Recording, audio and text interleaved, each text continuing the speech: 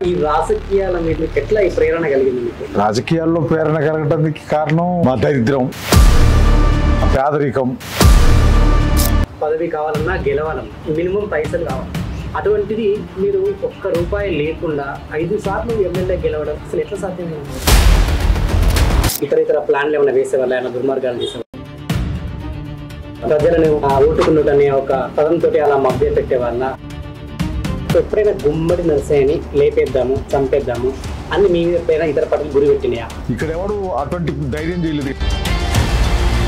వాళ్ళ hit list లో నేనున్నా. గుమ్మడి నరసయ్య గారు ఇప్పటి వరకు అంటే ఒక్క రూపాయి కూడా లంచం తీసుకోలేదు. చాలా పొరపాటు చేశారు. సిపిఐఎంఎల్ పార్టీలో మీలాంటి నాయకులు ఉన్నారు. అటువంటిది కేవలం మిమ్మల్ని ఎంచుకోవడానికి కారణం ఏంటి? పదవి కావాలంటే వెంటనే పార్టీ మారుతారు. అటువంటిది మీరు ప్రజల మద్దతు ఎలా సాధించారు? తప్పుడు వ్యవస్థ ఇది. ఇప్పుడు తప్పుడు పద్ధతులు ఎన్నో జరుగుతున్నాయి. మీకు ఎప్పుడు గన్ను కట్టాలనిపించలేదు? ఆ టైంలో గన్ను కట్టి అడవిలో పోవాలనిపించలేదా? పోవాల్సిందే. విచిత్రమేం కాదు కదా. మరి ఇప్పుడైతే నక్సలిజం లేదు, మరి ఎవరు లేరు అంటున్నారు? కమ్యూనిజం ఉంది. ఎన్నికల నాడు వచ్చి ఓట్లు అడుకొని పోవటం తప్ప ప్రజల సమస్యలు పట్టించుకోలేదు. కాబట్టి ఎక్కడేసిన గొంగడ అక్కడలాగా యాడిది ఆడనే ఉండిపోయింది. మిమ్మల్ని బాధ పెట్టిన ఒక 2 సంఘటనల గురించి గుర్తు చేస్తారు. పోలీసులు అరెస్ట్ చేసి మీ బాల్యాన్ని ఎలా గడిపారు? దరిద్రంలో పుట్టి పెరిగింది.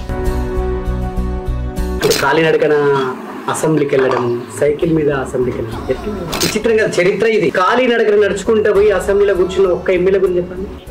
చివరిగా మళ్ళీ గుమ్మడి నరసయ్య ఇక ముందేమన్నా మళ్ళీ రాజకీయాలకు వచ్చి పోటీగా నిలబడతాడా? నేను నిలబడతా, నన్ను నిలబెట్టండి.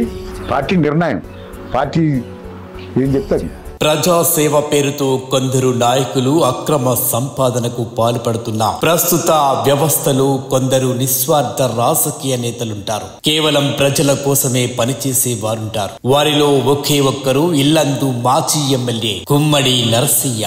నిరాడంబత, నిజాయితీ నేటి తరానికి ఆదర్శంగా నిలుస్తున్నాయి. 5 సార్లు ఎమ్మెల్యేగా పనిచేసిన ఆయనకు ఒక్క అవినీతి మరకలేదు. పదవిలో ఉండగా అధికారిక వాహనాలను ఉపయోగించే అవకాశం ఉన్నప్పటికీ సాధారణ వ్యక్తిగా సైకిల్ మీదనే అసెంబ్లీకి వెళ్లడం ఆయన నిరాడంబతకు నిదర్శనంగా నిలిచింది. ప్రజా ప్రతినిధి అయినప్పటికీ సామాన్య ప్రజలతో కలిసి బస్సుల్లో ప్రయాణించడం, క్యూ లైన్లో నిలబడి కంటి పరీక్షలు చేయించుకోవడం వంటి పనులు ఆయన ప్రజాస్వామ్య స్ఫూర్తిని, సామాన్యుడితో సమానంగా జీవించాలనే తత్వాన్ని చాటి చెప్పాయి. తాజాగా ఆయన మా ఛానల్ కి ఇచ్చిన ఇంటర్వ్యూలో నిజం విత్ నరేష్ రాయ్తో చాలా ఆసక్తికర విషయాలు వెల్లడించారు.